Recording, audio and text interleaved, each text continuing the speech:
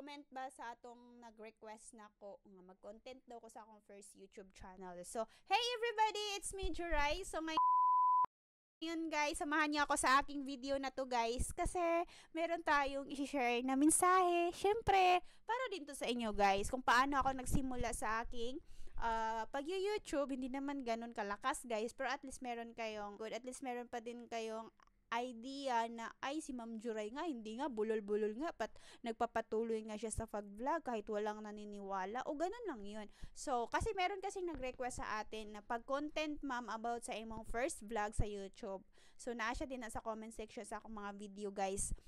Okay, mag-share tayo ng mga idea regarding sa pag-YouTube nako, kung paano ako nag-start sa YouTube, ganon. So, before that, guys, I will ask your favor, guys, na don't skip this video, guys, sa mga ads para po yung mga views ninyo, guys, is napakalaking tulong po yan, guys, na magbigay tayo ng pangangailangan sa mga charity, guys. Actually, we have plan next year together with my brother, and hope to see you soon guys sa mga followers namin. Ayan, magtulungan po kami sa kuya ko. Follow niyo po yung kuya ko guys, Ryan Manginsay po yung account niya. Ayun. So, and yung isang kuya ko pala guys, hindi pa siya monetize, Lester Manginsay. Ayan, follow niyo po yung mga account nila guys.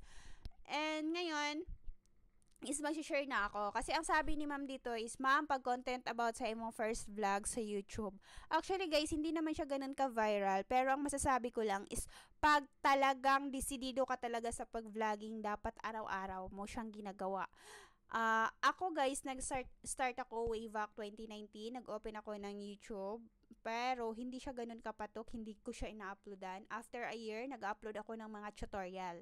So, doon sa mga tutorial na yun guys, yun ang nagpapamonetize sa akin. So, alam niyo naman na patok talaga sa masa si Popo, 'di ba? So alam niyo 'yan. So siya po ang nagpapaano sa akin. Nagawa ko na tutorial, tapos yung mga ibang application, guys, ginawan ko siya ng tutorial, ganun.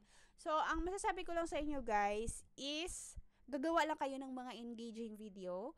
Gagawa kayo ng mga video na patok sa masa para masubaybayan kayo. Or else talagang meron talagang manonood guys. Maniwala kayo sa akin o hindi.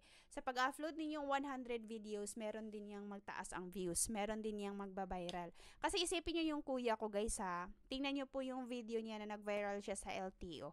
But that time kasi is monetize na siya that time. Yun lang nakagandahan sa kanya kasi monetize na siya that time. Pero alam nyo, tulungan din kami guys para ma-monetize yung mga account namin. Tulungan kami. Yun is nag-monetize siya tapos umabot ng views ng 3.5 million. So wala yung alamag akong kuya guys. Hindi yun ganun ka sa social media. Kaya yun ang sabi ko sa inyo, hindi naman kailangan magaling ka dito sa pag-vlog. Ang gagawin mo lang dito is meron kang tiyaga, consistent sa ginagawa mo. And don't be pressure mga langga. Dapat enjoy mo lang yung process. I-enjoy mo lang yung flow sa pagiging vlog, paggawa mo ng content. Kasi if ever man, kasi alam niyo naman guys na dito sa social media is hindi po lahat tayo nakasalalay yung mga pangailangan natin, 'di ba? Kung baga dito lang tayo syempre kumikita tayo dito. Syempre parang inano na lang din natin na extra income. Pero wag niyo siya masyadong seryosohin ang social media. So yun lang po masasabi ko. So gawa-gawa lang kayo ng mga engaging content. So by the way, kung gusto niyo pong manood pala sa aking YouTube channel, punta na lang kayo sa YouTube channel ko guys. 5 letra lang naman yan. J-O-R-E-Y. So Juray. So mahanap nyo na. Kung saan ang popular video, yun ang nagva-viral sa akin noon na nagpamonetize sa akin. So kung gusto nyo din po i-subscribe guys, agay, pinakamagandang idea yan. No? And then, nagpapaano din ako dun guys, nagpapa-giveaways din ako sa mga laging nanonood. Kasi iba naman yung mga viewers natin doon at iba yung mga viewers natin dito. So, yun lang po. Tiyaga lang po tayo dito. Huwag agad-agad mag-quit kung gusto nyo talaga mag-grow yung account ninyo. Like business radyo ni siya dire guys.